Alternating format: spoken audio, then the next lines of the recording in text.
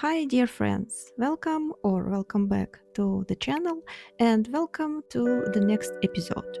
You can draw along with me while I tell you how I worked on this project, and today I'm painting with mixed media. This painting has become a real testing ground for me, and now I'll tell you everything in detail. As before, I made the sketch in digital to save time, and then I carefully transferred my sketch to paper. I painted the main part of the work with watercolors and added the final touches with gouache. I took a risk and fortunately I didn't regret it. Fortunately, this attempt with gouache was successful, otherwise I would have had to start all over again. This time I even managed to use a calligraphy brush from AliExpress, which I hadn't been able to find a use for before. This time I found a use for it. As a result, I obtained textured brush strokes and I really loved this result. My normal classic watercolor brushes I normally use, I show you in one of my previous watercolor videos, and I'll leave a link to it in the description below. All zones and elements such as skin tones and background where soft transitions are needed are done with watercolor using the wet on wet technique. To work wet on wet, I prepare the area where I'm going to paint with a wet brush. And next, when I need to add some crisp details there, I let this area to dry thoroughly. And to speed up this process, I use a hairdryer with a gold mode setting. The paper I'm painting on this time is Arches 300 GSM, rough, cold pressed. And this time I tried a new method of stretching the paper. First, as usual, I thoroughly soaked the paper for 15 minutes in water, and after that I let the water drain and laid my sheet on a thick cardboard folder.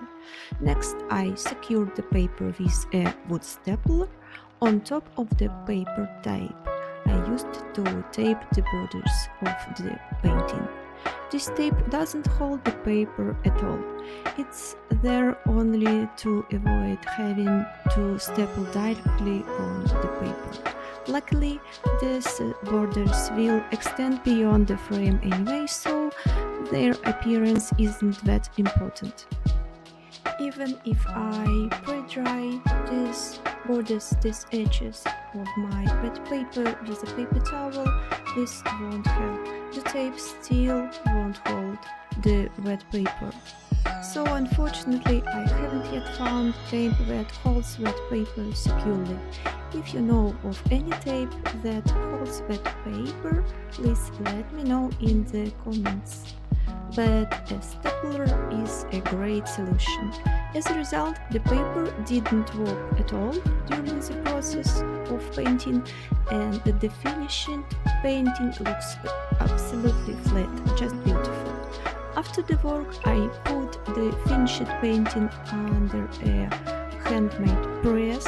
It was several books, and the next day the picture was in perfect condition. But let's back to the painting. Now I'm in the part where I work with watercolors. As you can see, I added a textured effect on the color of the kimono using a semi-dry brush. Next, I'll add even more texture effects using watercolor and later gouache, as I really loved these effects. This may not be very visible, but some areas were previously reserved, masked with liquid mask film, and now I've erased this film with an eraser to blend these white zones with the rest of the painting. This effect is most visible now on the strands of hair of the girl. I really love watercolor. No traditional media compares to the way the watercolor flows when you work wet on wet. It's just magic. Watercolor just paints for you and you only slightly direct this process. No other traditional medium does anything like this.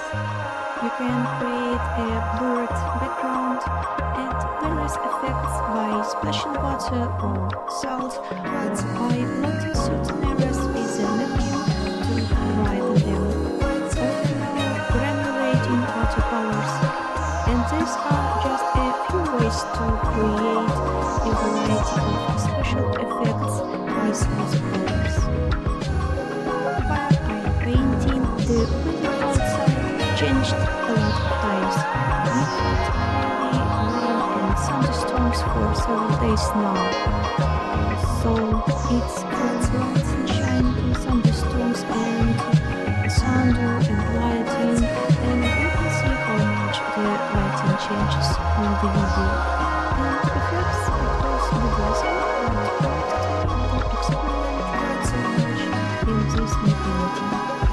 As I previously mentioned, I decided to take the risk and add some gouache strokes in the end for this painting. Something that I've never done before. I've never painted using mixed media. During these experiments, I discovered that gouache can work really great when you need to add reflected light to an already painted shadows. If the reflected light is lighter in tone than the shadow that is already painted, you can add a lighter tone with gouache, since gouache is opaque and will do this work wonderfully. You can work with gouache both as a more transparent medium and more dense one. And after I added reflected light with gouache and some small details to clarify them, I moved to really bold experiments with dense textured brush strokes to make my background more interesting and varied. To be honest, it's quite difficult to take a risk and try new method, new medium when your art is almost finished. But I told myself that this is just one drawing of many I have, and if I don't try now, I won't know that can happen. I won't know all the good things that can happen, and won't know what interesting and beautiful I can achieve. Fortunately, with gouache it's possible to fix if something goes wrong. You can remove the gouache with a damp brush or cover this layer with the next one. Also, it's important to understand that in this case the layer will no longer be a translucent watercolor layer. Furthermore, my goal was to create a truly handmade work so that the work would have more freedom, more spontaneity, and the brush strokes would be visible. And I think I achieved this goal. And then it's all I have for you today. Thank you so much for being with me till the end of this episode. And if you enjoyed this work and this episode, please don't forget to like and subscribe. And see you in the next one. Bye bye.